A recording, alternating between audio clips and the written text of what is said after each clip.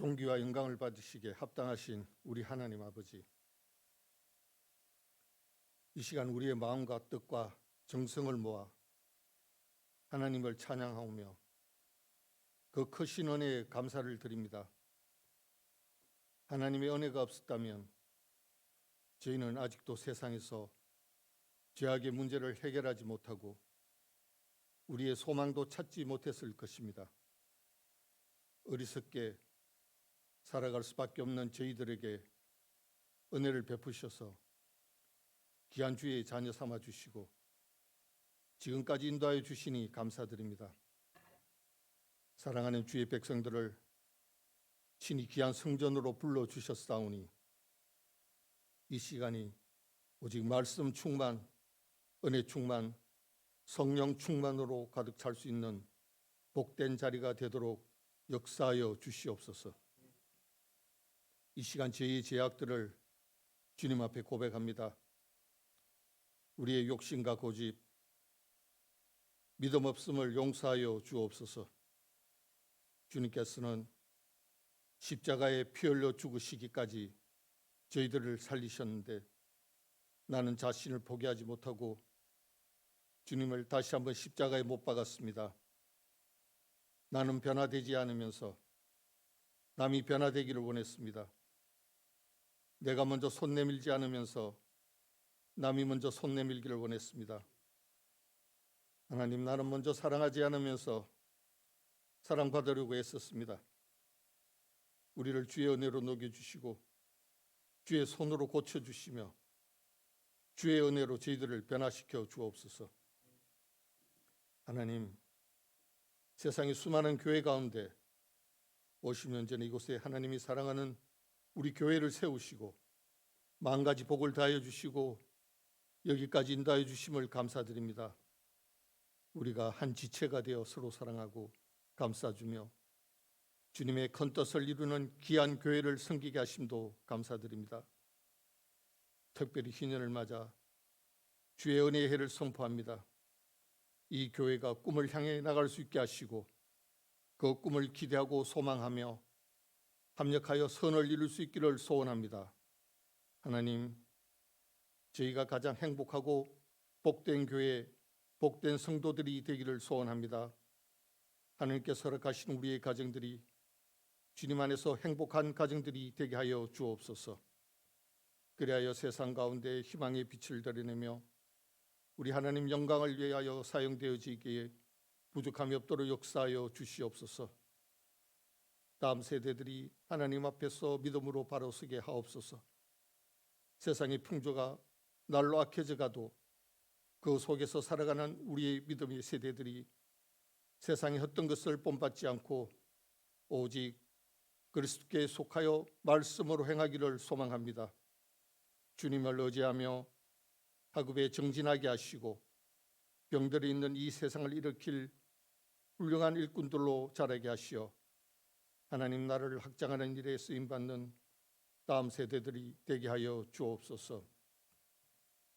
이 시간 특별히 귀 있으시는 사랑하는 목사님을 세우사 말씀을 전가하게 하셨으니 인간의 연약함은 모두 십자가 뒤에 감춰주시고 성령의 두루마기를 입히사 말씀의 능력을 주옵소서. 그의 입술을 통하여 나오는 복된 말씀으로 우리가 감동을 받아 성령으로 충만하게 하옵소서.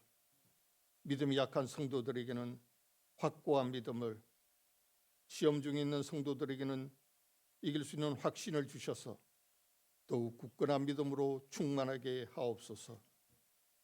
주님의 핏값으로 세우신 이 교회 위에 말씀이 충만하게 하옵소서. 사랑의 시간 이 세대에 우리 주님의 사랑을 본받아 사랑의 향기를 나타내는 그런 교회가 되게 하옵소서. 찬양으로 영광 돌리는 성가대의 찬양을 기쁘게 받아 주옵시고 듣는 모든 성도들에게 은혜와 기쁨이 넘치는 복된 찬양 되게 하여 주시옵소서. 감사를 드리오며 오늘도 살아계셔서 우리 중보자가 되시는 우리 구주 예수 그리스도 이름으로 기도드리옵나이다. 아멘.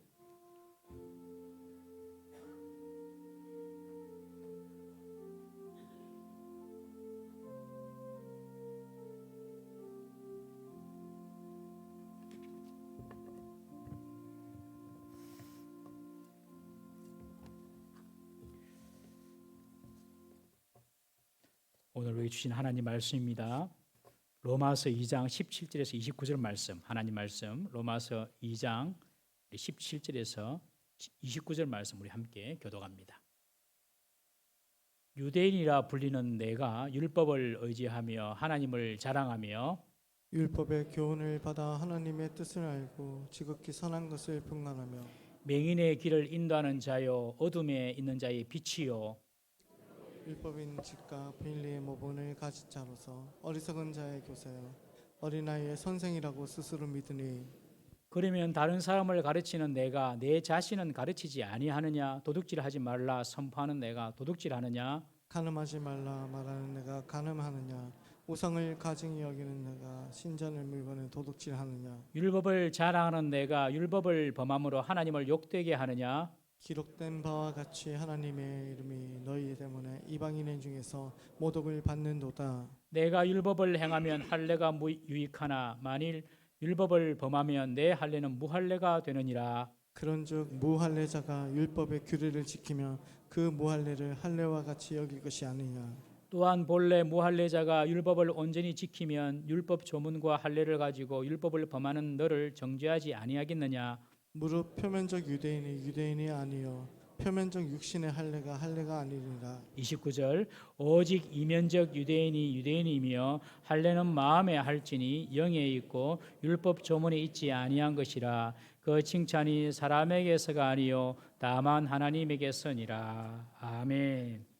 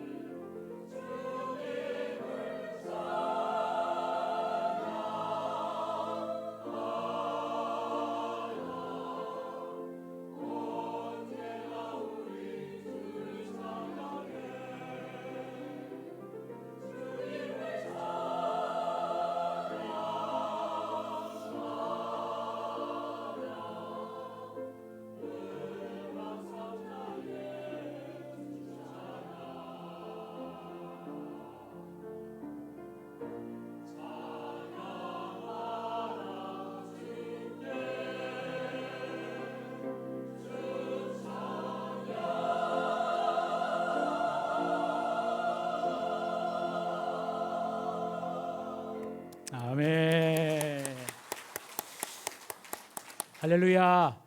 우리 앞뒤자로 보시면서 인사하십시다. 주님을 찬양하는 삶을 삽시다. 시작. 주님을 찬양하는 삶을 삽시다.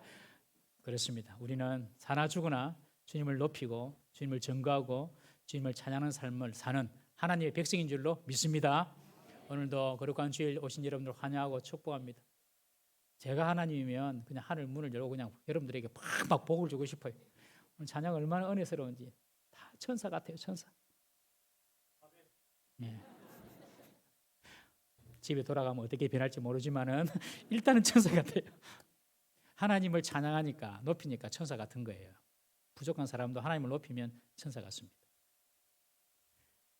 너무 여러분들 오늘 주일 거룩한 주일 만나 뵙게 돼서 반갑고 여러분들을 주님의 이름으로 축복하고 여러분들의 소원들이 여러분들의 기도의 제목들이 다 응답되기를 주님의 이름으로 축복합니다. 오늘 이 본문 말씀을 가지고 진짜 성도, 가짜 성도라는 제목으로 오늘 나누고자 합니다. 조금 무겁죠, 제목이. 옆에 분을 한번 여쭤보세요. 당신은 진짜입니까? 시작. 당신은 진짜입니까? 다 진짜입니다. 그렇게 되기를 바랍니다. 바울은 2장에서 이제 로마서 다시 우리가 살펴보는데요. 하나님의 심판에 대해서 먼저 말씀하셨습니다. 12절에 보시면 무릇 율법 없이 범죄한 자는 또한 율법 없이 망하고 무릇 율법이 있고 범죄한 자는 율법으로 말미암아 심판을 받으리라. 여러분, 하나님의 대원칙이 있는데 그것은 인간은 죄인이라는 것입니다.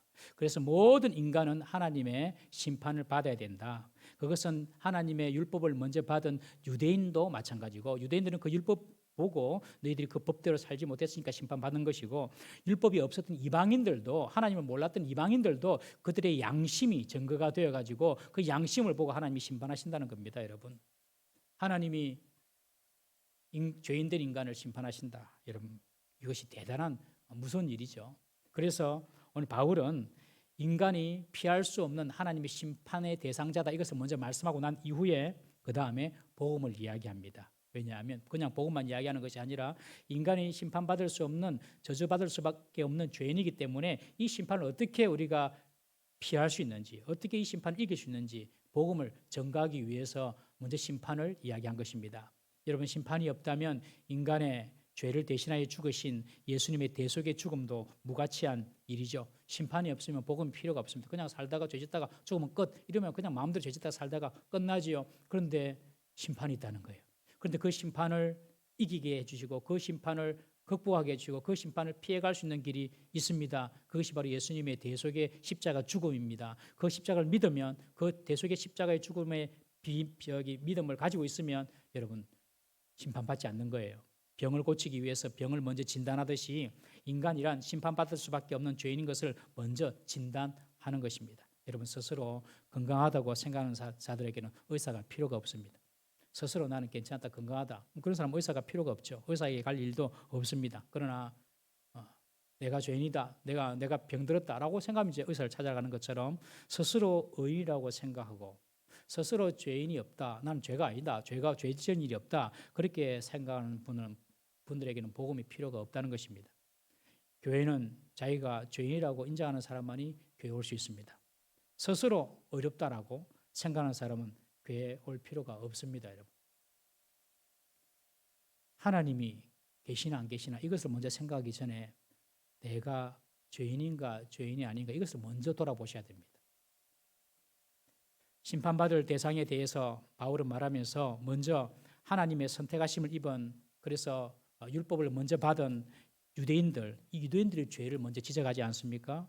너희들도 죄인이다. 그리고 이어서 하나님을 알지 못하고 율법 없이 살아온 그 이방인들 역시 너희들도 피할 수 없는 하나님의 심판대 앞에 다 서게 될 것이다 라고 말씀을 하고 난 이후에 오늘 본문 2장 후반절에서는 다시 율법을 가진 유대인들의 죄를 다시 바울이 다루고 있습니다. 왜냐하면 유대인들은 정말 자신들은 심판받을 그런 사람이 아니라고 생각했거든요. 자신들은 하나님이 선택하신 특별한 민족이기 때문에 정말 우리들은 심판받지 않아, 정말 우리는 하나님 백성을 구원받았어, 이렇게 믿고 있었기 때문에 오늘 이 본문에서 바울은 그 자신이 구원받았다, 자신은 하나님 백성이다, 유대인이다 라고 생각하는 그 이스라엘을 향하여서 지금 그들의 죄를 두 가지로 지적하고 있습니다. 바울은 말합니다. 참 이스라엘이라는 것은 아브라함의 혈통으로 태어났다고 선택받은 유대인이 되는 것이 아니라 참 이스라엘은 그 이면, 다른 면, 내면을 말하거든요. 내면이 참된 유대인, 참된 이스라엘 사람이 돼야 한다라고 말하는 것입니다. 풍속이나 문화나 어떤 혈통 이런 것들은 표면적인 유대인을 나타내는 지표일 뿐이지 그것이 참 이스라엘의 표준이나 기준은 되지 안 된다는 것이죠. 종교인은 될지언정 참된 신앙인이 아니라는 것입니다. 여러분 어찌 보면 이 유대인들처럼 먼저 우리가 복음을 받은 사람들 아닙니까, 여러분? 먼저 복음을 받고 예수님을 믿고 그래서 나는 구원받았다 우리가 생각할 수 있는데 이런 우리 그리스도인들에게 주는 경고라고 볼 수가 있습니다. 나는 평생 교회 다녔는데 나는 모태신앙인데 이런 신앙의 외적인 문의를 가지고 내가 구원받았다, 나는 심판받지 않아, 내 죄는 없어졌다 이렇게 생각할 수 있다는 것이죠. 바울은 그런 표면적인 신앙이 참된 신앙을 보장해 주는 것은 아니다라고 딱 이렇게 못을 받고 있습니다. 그러면서 바울이 지적하는 표면적 유대인의 죄가 무엇인지를 두 가지로 이야기하거든요. 첫 번째는요, 표면적 유대인들은 스스로를 자랑하고 스스로를 믿는다는 것입니다. 스스로를 자랑하고 스스로를 믿는다. 유대인들은 20절에 보니 스스로를 믿고 있습니다. 스스로 자랑합니다. 17절 말씀해 보니까 유대인이라고 불리는 내가 율법을 의지하여 하나님을 자랑하며라고 표현되어 있습니다. 여기서 자랑한다는 말은 그냥 떠벌린다는 그런 표현이거든요. 단적으로 말하면 자신들이 하나님을 믿고 하나님을 섬긴다는 것을 말로 자랑한다는 거예요. 하나님을 자랑한다는 말이 아니라 그런 하나님을 내가 믿고 있다는 것을 막 떠벌리면서 자랑한다는 것입니다. 당시 바울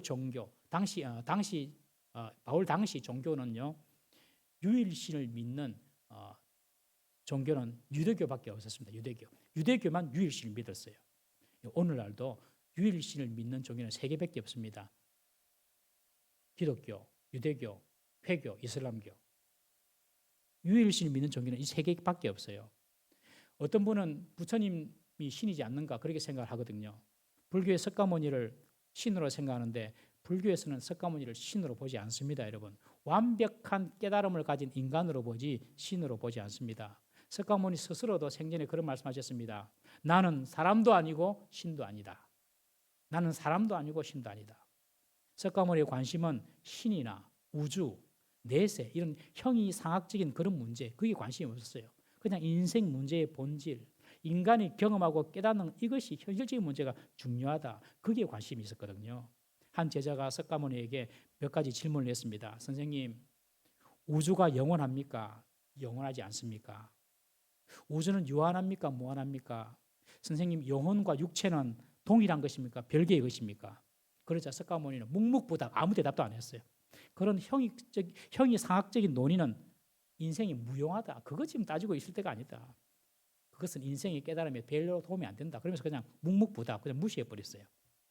훗날 중국 춘추 시대의 학자였던 공자 역시도 석가의 입장과 같았습니다. 공자의 제자가 공자에게 와서 묻습니다. 스승님, 사람이 죽고 난 뒤에는 죽음 이후에는 내세가 있습니까? 다른 새로운 세상이 있습니까? 라고 공자에게 물었습니다.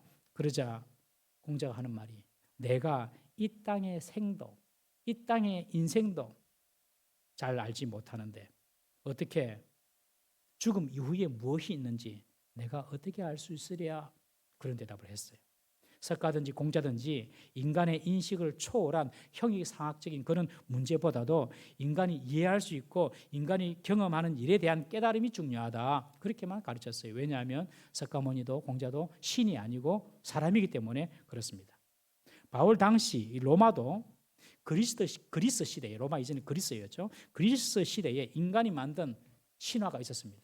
그 신화 속에 신들을 끄집어내 가지고 그것을 신들로 믿었고 그 조각을 하고 우상으로 섬겼어요.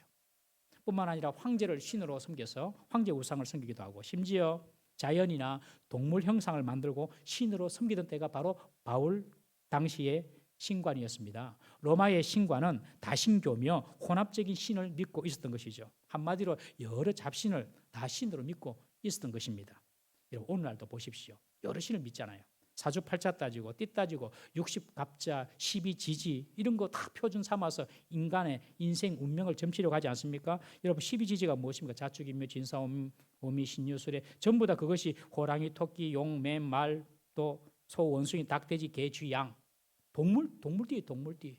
하나님은 사람에게 이 세상을 다스리고 이 세상의 피조물들을 통찰하고 우리에게 말씀하셨는데 전부 다 사람들이 동물 밑에 가가지고 동물에게 자기 인생, 자기 운명을 물어보는 거예요. 띠, 이런 거 사주팔자 믿지 마십시오, 여러분. 예수 안 믿는 사람들에게는 통할지 모르지만 예수 믿는 사람 다 헛거예요. 여러분들이 집에 키우고 있는 애완동물에게 물어본다고 생각해 보세요. 얘야, 내가 1년 뒤에 어떻게 되겠노? 얼마나 그 인생이 불쌍한 인생이에요. 여러분 동물띠를 가져놓고 동물 앞에서 인간의 미래를, 인간의 인생을 묻는다는 것이 그 얼마나 무지한 일입니까, 여러분? 그런데 사람들이 그렇게 살고 있습니다. 왜냐하면 하나님을 모르기 때문에 그렇습니다. 오늘날도 그리한데 바울 당신은 얼마나 더 심했겠습니까? 그러니 유일하신 하나님을 믿는 이 유대인들은 얼마나 우리는 진짜 세상을 창조한 이 유일한 하나님을 여호와 하나님을 믿는다. 얼마나 그들에게 믿음의 프라이드가 강했는지 모릅니다. 그래서 그들은 스스로 하나님을 알고 있다고 자랑하면서 다른 떠벌립니다. 이런 유일하신 하나님을 알고 믿는 것을 은혜로 생각하고 알아야 되는데 그것을 자기 자랑거리로 삼은 것입니다, 여러분. 여러분 우리가 구원받고 하나님을 아는 것이 우리가 할 자랑입니까? 하나님의 은혜입니까? 아무도 우리가 우리 자신 속에서 선한 것을 발견할 수가 없지 않습니까, 여러분? 그렇게 유대인들은 자기를 자랑한 거예요. 이런 하나님 우리를 믿고 있다 이러면서. 거기다가 유대인들은 자신들이 하나님의 율법을 먼저 받았기에 자신들만이 하나님의 뜻을 알고 자신들만이 선한 것을 분간하고 자신들만이 맹인의 길을 인도할 수 있고 어둠에 있는 자들의 빛이다라고 생각하여서 어리석은 자와 어린 아이들의 선생이 될 수 있다라고 스스로 믿고 있었던 것입니다. 내가 선생이 될 수 있다. 그렇게 스스로 믿었던 것입니다. 여러분 율법은 자기 자신에게 적용하라고 주신 것이지 다른 사람을 가르치고 정죄하라고 준 것이 아닙니다. 남편이 하나님 말씀 받으면 아내에게 정죄하면 안 되고 자기에게 적용해야 돼요. 아내가 하나님 말씀을 받으면 남편에게 정죄하면 안 되고 자기에게 적용해야 돼요. 하나님 말씀은요 자기에게 적용하라고 주신 것이지 다른 사람 가르치고 정죄하라고 주신 것이 아닙니다, 여러분. 그러면서 스스로 뭔가 알고 있다고 생각하고 스스로 선생이 될 수 있다고 여기는 것은요 신앙세계에서 정말 큰 시험에 빠질 수 있는 착각 중에 착각임을 알아야 됩니다, 여러분. 나는 괜찮다. 나는 다른 사람보다 더 많이 알고 있다. 나는 바르다. 그러면서 다른 사람을 자꾸 정죄하는 것은 내 신앙의 적신호가 켜졌다는 사실을 꼭 기억해야 됩니다. 여러분 성경에 그 어떤 위대한 신앙인들도 스스로의 신앙이나 스스로의 경력이나 스스로의 업적을 가지고 자랑하고 자신이 괜찮다고 말하는 사람이 한 사람도 없습니다. 우리 바울, 대표적인 바울 한번 보겠습니다. 고린도전서 9장 27절 말씀 한번 읽어보겠습니다. 시작. 내가 내 몸을 쳐 복종하게 하면 내가 남에게 전파한 후에 자신이 도리어 버림을 당할까 두려워함이라. 바울 자신이 얼마나 다른 사람을 많이 가르친 그런 스승입니까? 그러나 그는 남을 가르치면서 내가 버림받지 않도록 내가 두렵다라고 고백합니다. 이것은 구원의 확신이 없다는 뜻이 아니라 남을 가르치는 것만큼 늘 하나님의 말씀을 내 자신에게 적용하면서 내 자신을 돌아보겠다라는 겸손한 신앙의 태도인 것이죠. 여러분 참 성도라면 자신의 이율배반적인 모습을 보면서 날마다 통회하고 상한 마음을 가질 수밖에 없습니다. 그것이 참 성도의 표지입니다.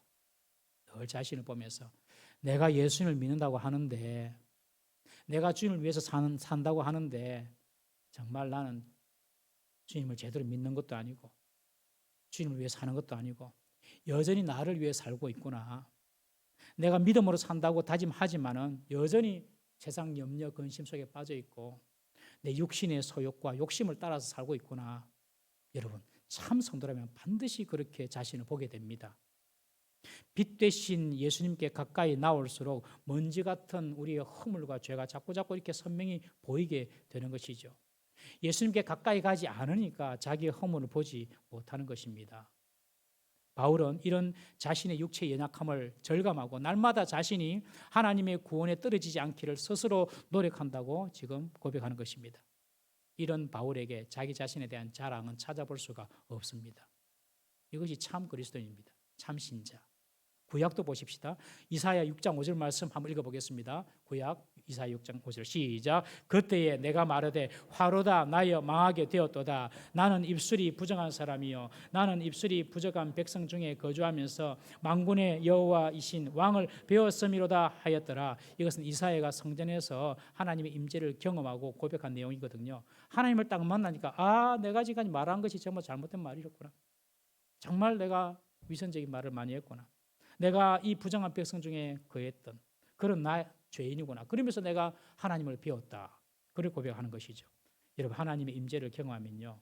사람은 반드시 자신의 죄와 허물을 보게 되고 자신의 누추함을 발견할 수밖에 없습니다. 여러분들 인생 가운데 살면서 내가 좀 누추함에 느껴지고 내 부족이 느껴질 때는 하나님이 지금 가까이 와 계실 때입니다. 여러분. 전도를 하다 보면 그런 말을 하신 분이 계세요. 내가 너무 죄를 많이 지어가지고 교회 못 가겠습니다. 이런 분이 계세요. 이런 분들은 꼭 교회 데리고 와야 됩니다. 반드시 이런 분들은 전도해야 됩니다. 그런데 나는 죄 없어요. 나는 뭐 잘못한 게 없어요. 이런 분들은 교회 데리고 오지 마십시오. 이런 분들이 교회 오면 교회 안에 있는 죄 있는 사람들을 막 정죄하고 다니기 바쁩니다. 여러분 하나님을 제대로 만난 사람은요. 절대로 자기를 자랑하거나 스스로 자기를 괜찮다고 믿을 수가 없습니다. 하루에 기도를 몇 시간씩 뭐 내가 하는데 내가 얼마나 금식도 열심히 하는데 내가 얼마나 다른 사람을 구제하고 섬기는데 이런 것 말하고 자랑하는 것 자체가 나는 가짜다 이 말입니다. 동의하십니까? 기도를 하면 할수록 자꾸 자기가 보이는데요. 말씀을 읽으면 읽을수록 자꾸 하나님의 말씀이 내 속에 들어오니까 자꾸 자기의 부족함이 보이는데요. 어떤 목사님은요. 하나님도 나한테 까불면 죽어 그럽니다. 제가 그 말 듣고 깜짝 놀랐어요. 하나님 얼마나 위대하신 분인데. 그 말을 하시는 분도 무슨 말인지 모르고 그 말을 듣는 사람도 무슨 말인지 모릅니다. 아주 하나님을 모독한 말입니다. 이런 표면적인 유대인들을 향해서 요한은 사탄의 회당이다라고 말합니다. 요한계시록 2장 9절 말씀 한번 읽어보겠습니다. 요한계시록 2장 9절 시작. 내가 내 환난과 궁핍을 알거니와 실상은 내가 부유한 자니라. 자칭 유대인이라 하는 자들의 비방도 알거니와 실상은 유대인이 아니요 사단의 회당이라. 자기가 유대인이라고 믿는 그 사람들이 자꾸 복음의 방해를 놓고 복음을 반대하니까 요한이 하는 말입니다. 그들은 유대인이 아니다. 그들은 사탄의 회당이다. 사탄의 회당이라고 말하는 것입니다. 여러분 혈통적이고 표면적인 그리고 종교적인 행위 형식을 가지고 나는 심판과 관계없다. 나는 괜찮다라고 생각하는 사람은요. 오히려 이런 사탄의 회에 속한 사람이 될 수 있고 심판이 맨 앞자리에 있을 수 있다는 사실을 꼭 기억해야 하는 것입니다. 아무것도 우리는 자랑할 것이 없습니다. 참된 신자는 오직 그리스도 십자가만 자랑합니다. 주님만 자랑합니다. 자식 자랑할 것도 없고 돈 자랑할 것도 없고 내 건강 자랑할 것도 없고 아무것도 자랑할 것도 없어요. 오직 십자가만 자랑하는 사람이 참된 성도입니다. 그런 성도 다 되시기를 주 이름으로 축복합니다. 두 번째로 바울이 지적한 유대인들의 죄가 무엇입니까? 표면적인 유대인들의 죄. 그들은 율법을 알기만 하지 행하지 않는다는 것입니다. 21절에 그렇게 기록하고 있습니다. 도둑질하지 말라 말을 하면서 그건 잘못됐다 말하면서 도둑질합니다. 여러분 하나님께 드려야 할 것 그리지 않는 것도 도둑질입니다. 간음하지 말라 말하고 가르치면서도 그들은 간음합니다. 마음으로 음욕을 풀어도 간음이거든요. 우상을 가정히 여기지 말라 가르치고 말하면서 신전의 물건을 도둑질합니다. 우상 숭배하지 말라고 하면서 제사밥에는 관심이 있는 것입니다. 이들은 율법을 알고 율법을 자랑하면서 율법을 지키지 않습니다. 그들은 율법을 소유했다는 것 자체로 자신이 구원받았다 그렇게 생각하는 것입니다. 여러분 내가 하나님을 안다 이 자체로 그냥 구원받은 것이 아닙니다. 여러분 귀신도 압니다. 하나님을. 차에 내비게이션 달았다고 내가 그 길을 다 아는 것이 아니죠. 그 내비게이션이 아는 것이 내가 아는 것이 아닙니다. 여러분. 그냥 그 내비게이션 따라서 순종하여서 갈 때에 목적지가 생기는 건 아닙니까? 여러분. 유대인들도 율법을 가졌다고 하면서 순종하지도 않고 구원받았다고 착각하는 것입니다. 여러분. 하나님이 유대 민족을 선택하셨지만 유대인 모든 사람들을 선택한 것이 아닙니다. 여러분. 유대 민족은 선택하셨지만 유대 각 사람들을 다 선택한 것이 아니에요. 유대인들도 구원받으려면요 복음을 영접해야 되고요 율법에 순종해야 하는 것입니다. 그런데 유대인들은 자기들은 쏙 빼놓고 우리는 율법 아니까 우리 행동하지 않아도 돼. 너희들은 행동해 하면서 그렇게 가르쳤던 것이죠. 예수님은 이들을 향해서 회칠한 무덤이라고 예수님은 이들을 정죄하셨습니다. 무덤에 이스라엘 사람들은 무덤에 회를 칠합니다. 회를 칠하면 멀리서 보면 깨끗하고 아주 아름다운 건물이거든요. 그런데 가까이 가면 갈수록 그 속에서 시체 썩는 냄새가 풍기는 것입니다. 속과 겉이 다르다는 것이지요. 속과 겉이 다른 표리 부동한 사람, 그런 사람들이 바로 유대인이었다. 그리고 심판받을 자의 특징이라는 것입니다. 이런 점에서 참 목사가 어렵습니다. 그걸 여러분들 이해해 주셔야 됩니다. 목사는 항상 하나님의 말씀을 전하기 때문에 최대한 그 말씀대로 살려고 노력은 하지만 잘 안 될 때도 있습니다. 오늘 우리 장장로님 기도해 주셨는데 저희의 허물은 십자가에 감추어 주시고 할렐루야 감사합니다. 여러분 목사를 볼 때 허물이 보이더라도 좀 감추어 주시기 바랍니다. 이해해 주시기 바랍니다. 죄송합니다. 자꾸 이런 말해서. 목사 보고 하나님 믿지 말고 예수님 보고 하나님 믿으세요. 이런 말도 참 반은 맞고 반은 틀린 말인데 목사를 보지 말고 예수님 보고 하나님 믿으세요. 가르치는 줄 알았는데 행동이 없어요. 참 조심해야 됩니다. 알기만 하고 가르치기만 좋아하며 자신은 행하지 않는 유대인들을 향해서 24절에 바울은 그런 말을 합니다. 하나님의 이름이 너희 때문에 이방인 중에서 모독을 받는도다. 하나님의 이름이 너희들 때문에, 즉 표면적인 유대인들 때문에, 알지만 행하지 않는 그런 유대인들 때문에 이방인 중에서 모독을 받는다라고 이야기합니다. 여러분, 하나님의 이름이 모독받는 것은 세상 사람들 때문이 아닙니다. 교회 안에 있는 우리들 때문입니다. 교회 안에 있는 우리들 때문에 하나님의 이름이 모독을 받는 것입니다. 그리스도인들인 우리들이 아이러니하게 믿지 않는 사람들보다 더 예수님의 이름, 하나님의 이름을 욕되게 하는 사람이 될 수 있다는 사실을 우리는 명심해야 합니다. 하나님을 욕되게 하는 사람은요, 교회 밖의 사람이 아니라는 거죠. 교회 밖의 사람들, 세상 사람들도 사실 자신들도 떳떳하게 똑바로 살지 못합니다. 자기들도 압니다. 그렇지만 그리스도인들에 대해서는 막연한 기대감을 가지고 있습니다. 그리고 자신들의 기대에 우리가 미치지 못하면 우리를 비난하고 정죄합니다. 예수 믿는 사람들이 저러나 그럽니다. 특히 여러분들 믿지 않는 가정에서 신앙생활하는 성도님들 얼마나 힘들게 신앙생활 하신 줄 아십니까, 여러분? 이런 고충 많이 겪어요. 가정에 조금 문제 생기면 니는 하나님 믿잖아. 하나님 믿는 사람이 그렇게 이야기하나. 그렇게 공격하고 그렇게 비난할 수가 있다는 거예요. 우리 집에서도 그런 일이 벌어집니다. 어젯밤에 이래에게 꿀밤을 한 대 딱 주니까 이래가 딱 하는 말이 목사가 사람 치네. 더 이상 때리지는 못했습니다. 여러분, 그런데 우리가 그런 말들을 무겁게 또는 무섭게 들어야 합니다. 그런 말들은 무겁게 들어야 돼요. 자기들도 잘못하지만 우리한테 그런 말하면 무겁게 들어야 됩니다. 이것이 저와 여러분들이 걸어가야 될 운명입니다. 운명. 운명은 제가 믿지 않지만 이것은 운명 맞습니다. 여러분, 그리스도인들이 걸어가는 길은요, 좁고 험한 길입니다. 어쩔 수가 없습니다. 우리가 가는 길은 그냥 좁고 험한 길이에요. 그냥 손해봐야 되는 길이에요. 그냥 남들 하기 싫은지 그냥 해줘야 되는 거예요. 그것이 우리가 걸어가야 될 길입니다, 여러분. 특별히 믿지 않는 가족을, 또 형제들, 준 우리 성도님들 손해보는 거 너무 아까워하지 마십시오. 괜찮습니다. 우리가 걸어가야 될 길입니다. 어쩔 수 없습니다. 누가 우리 비난하면 그냥 받는 거. 예수 믿는 사람 잘하나? 그러면 그래 미안하다 안 못하다 이러면서 가야 되는 겁니다. 자기들은 잘 못해도 우리한테 그래 하면 그냥 받고 가야 됩니다. 저와 여러분들이 걸어가야 될 좁은 십자가의 길입니다. 그런데 그 길을 끝까지 걷다 보면 그 길 끝에서 주님께서 우리를 품어주시고 안아주십니다. 할렐루야. 주를 위해서 손해보고 주를 위하여 헌신하는 것 절대로 주님은 그냥 두지 않습니다. 반드시 갚아주십니다. 그것도 비교할 수 없는 보상을 주시는 것입니다. 25절에 바울이 다시 강조합니다. 내가 율법을 행하면 할례가 유익하나 만일 율법을 범한 적 내 할례가 무할례가 되느니라. 반면 무할례자라도 율법을 지키면 그것이 할례와 같이 여겨진다는 것입니다. 그러면서 28절에 무릇 표면적인 유대인이 유대인이 아니요 표면적 육신의 할례가 아니다. 그러면서 29절에 다시 결론적으로 말합니다. 오직 이면적 유대인, 내면적 유대인이 참 유대인이며 할례는 마음에 할지니 영에 있고 율법 조문에 있지 아니하다. 남자가 생식기 표피를 잘라내는 그런 할례가 참 유대인의 정표가 아니라는 것입니다. 육신의 표면적인 할례보다는 마음의 할례, 속사람의 변화가 그것이 참 그리스도인이고 참 유대인의 증표라는 것입니다. 표면도 좋고 내면도 좋으면 금상첨화겠지만은 표면은 그럴듯하나 믿는 사람 같은데 내면은 엉망이고 가짜라면 그것은 진정한 그리스도인이 아니라는 것입니다.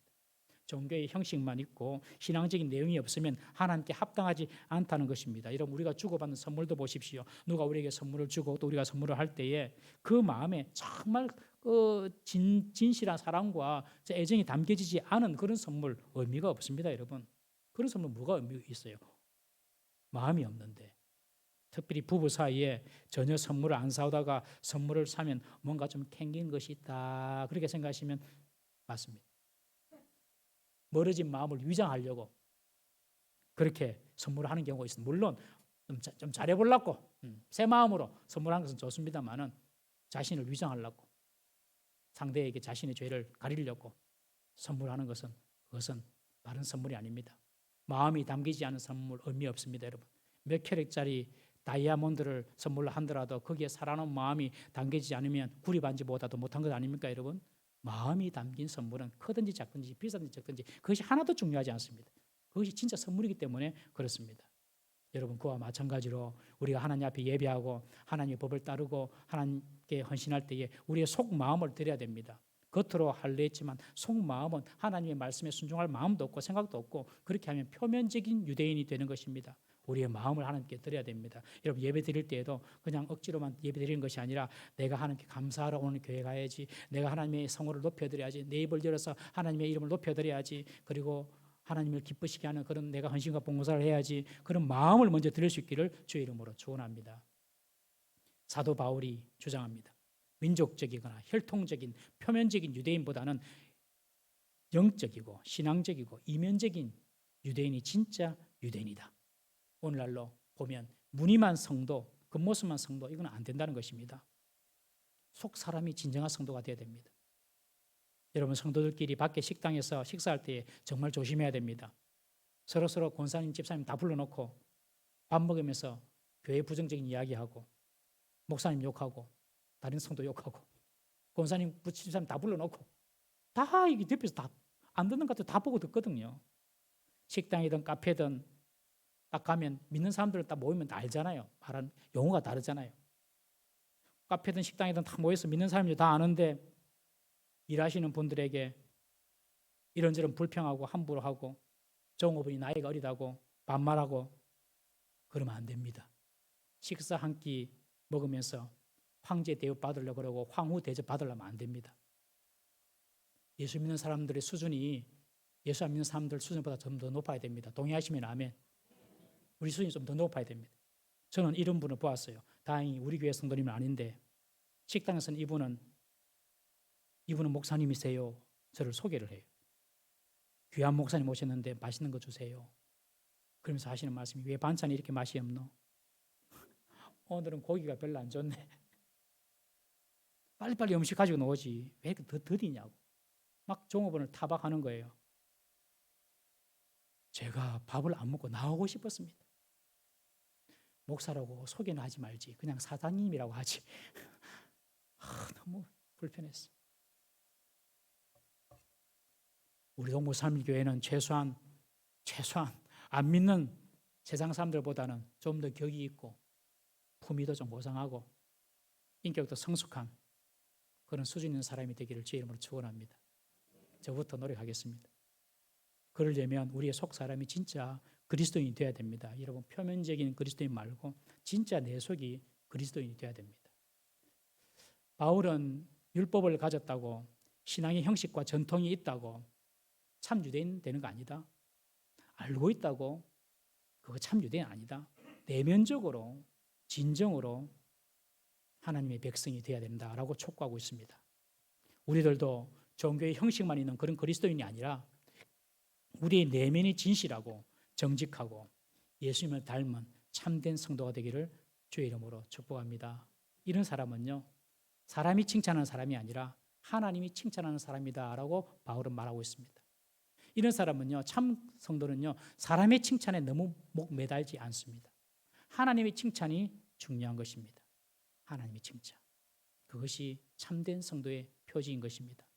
우리가 이제 50일 전도 리레이를 하지 않습니까? 이번 주가 마지막 주일이고 오늘 주일은 이제 기관별로 나가는 전도 마지막입니다. 여러분도 어떻게 느꼈는지 뭐 저는 50일 리레이 전도하면서 억수로 부담을 느꼈습니다. 왜냐하면 지금 이 50일 리레이 전도는 한 번도 우리 교회 역사상 없는 일을 하는 거거든요. 그렇잖아요. 50일 동안 리레이 전도한 적이 있습니까? 한 번도 없는 일을 하거든요. 그런데 성도들이 나가서 전도하러 나갔는데 자꾸 거절당하고 힘든 일 있고 그래서 성도들 마음속에 혹시나 전도 너무 힘드네, 전도 앞으로 하면 안 되겠다 이런 마음이 들까 봐 저는 억수로 항상 불안했어요. 그것 때문에 기도하자. 우리 교육자들하고도 우리 그거 기도하자. 우리 성도들이 힘 잃지 않도록 기도하자. 이번 주까지 이제 전도하거든요. 지난 주일날 청년들을 전도하러 가는데 차를 타고 가는데 우리 성도님 한 분이 전도지를 길거리에서 나눠주는 거예요. 그런데 그 전도를 받았으면 좋았는데 그냥 안 받고 쌩까고 가는 거예요. 그거 보고 내가 얼마나 마음이 그렇든지. 그런데 이분은 주눅 들지 않고 또 씩씩하게 복음을 전하는 거예요. 그거 보고 제 마음에 든 생각이 하나님 저 모습 보면 참 귀하게 여기겠다. 하나님 저분 참 칭찬하시겠다. 하나님 참 기뻐하시겠다. 그런 생각이 들었습니다. 지난주는 또 우리 목장 전도를 나가는데 우리 충성 목자가 있어요. 최순자 원사님도. 근데 그 목장 보니까 거의 은퇴하신 권사님, 평균 나이로 전도 나가는 목장의 평균 나이로 보면 제일 많으실 거예요 아마. 다 우리 권사님들, 늙으신 권사님들이 또 집사님들이 전도 들고 기도하고 나가는 모습 보고 참 하나님이 기뻐하시겠다. 저분들은 정말 건강히 오래 사셔야 되겠다. 이런 생각이 들었습니다. 여러분, 참 성도는요, 사람의 기쁨, 사람의 칭찬 아닙니다. 하나님의 칭찬을 바라는 사람입니다. 그리고 그런 사람을 하나님이 진짜 칭찬하십니다. 여러분, 하나님의 칭찬 받으시는 우리 성도님 되시기를 주의 이름으로 축원합니다. 다음 주는 우리 가족 초청 전도주일 아닙니까? 제일 전도하기 어려운 대상이 가족입니다. 왜냐하면 그 가족이 나를 쏙쏙히 다 알고 있기 때문에. 친구들 전도하는 거 정말 어려운 거예요. 다 나를 알고 있거든요. 내 속 사는 걸 다 알거든요. 그런데 전도하기 너무 어렵지 않습니까? 여러분, 그러나 낙심하지 마십시오. 믿음으로 기도하고 사랑으로 섬기고 노력하면요, 하나님이 반드시 우리 사랑하는 사람들 다 주의 백성 삼아주실 줄 믿으시기를 바랍니다. 1년에 한 번 나와도 됩니다. 여러분, 1년에 한 번. 목사님 한 번 나오고 또 안 나올 건데 다음 주 또 안 나올 건데 뭐 식사비만 받고 뭐 안 나오면 어쩝니까? 괜찮습니다. 괜찮습니다. 1년에 한 번도 감사합니다. 그래서 복음을 듣고 말씀 듣는 것이 중요한 것입니다. 여러분, 나는 우리 가족 다 예수 믿으니까 여기에서 별로 상관없어 그렇게 생각하지 마시고 우리 불신 가족에서 나오는 우리 성도님 위해서 기도에 많이 해주십시오. 그리고 그분들이 잘 전도할 수 있도록 힘을 써주십시오. 같이. 그리고 불신 가족에서 누가 하나 데리고 나오면 옆에서 정말 격려해 주시고 좀 아는 척 해주시고 축복한다고 해주시고 내 가족 아닌데 일하지 마시고 내 가족 다 믿는데 일하지 마시고 그런 사랑과 섬김이 있는 우리 교회 되기를 주의 이름으로 축원합니다. 그것이 바로 하나님을 기쁘시게 하는 일이고 하나님의 칭찬을 받는 참된 성도인 것입니다. 우리 교회는 전부 다 모두 다 참된 주의 백성으로 세워지기를 주의 이름으로 축복합니다. 기도하겠습니다. 우리 시간 다 같이 한번 기도합시다. 나는 표면적인 그리스도인들 아니었는지 내 속마음은 정말 하나님을 사랑하고 하나님 일을 생각하는 그런 진정한 그리스도인인지 우리 자신 한번 돌아보십시다. 주님, 내가 그렇게 살지 못했다면 하나님 주님께서 칭찬하시고 주님께서 인정하시는 진정한 그리스도인으로 살게 해주십시오. 그리고 우리 시간에 우리 믿지 않는 가족을 두는 우리 가족들 위해서 한번 기도하십시다. 하나님 그들의 마음을 유리해 주시고 낙심하지 않고 끝까지 믿지 않는 가족을 위해서 기도하고 또 그들 전도에 할 수 있도록 그리고 믿지 않는 가족을 둔 분들은 그 가족들을 위해서 다 같이 한번 기도했으면 좋겠습니다. 우리 다 같이 한번 두 손 높이려고 주여 은혜를 주옵소서 한번 부르짖고 통성으로 기도합니다. 주여 은혜를 주옵소서. 주여 은혜를 주옵소서.